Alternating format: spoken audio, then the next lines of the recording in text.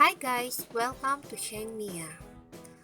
So today we're gonna do the DIY on how to make an extension cord video. So what are the things needed? Number 1, you need number 16 speaker wire.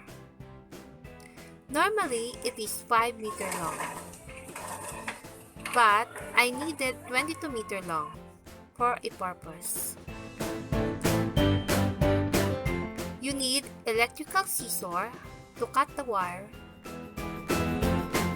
pliers, and screwdriver. You need an outlet with 4 gongs and a plug. So here are the things you need to do. Please watch carefully.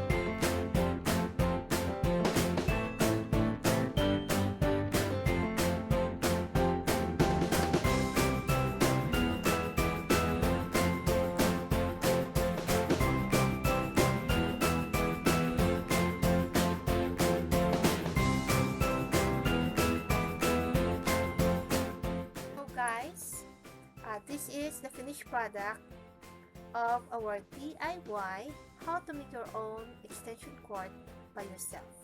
So all you need are these materials, the outlet, the speaker wire.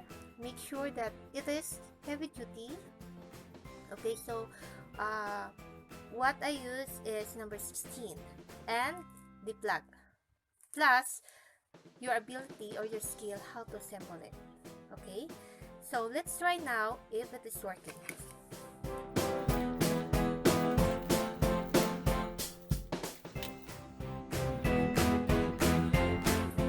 Okay, so I have here a bulb, a 10 watts bulb. It is a portable one, and you can switch on. Okay guys, it's working. Yeah, so it is. So I hope you learned something about my video, but always be careful if you're handling electricity.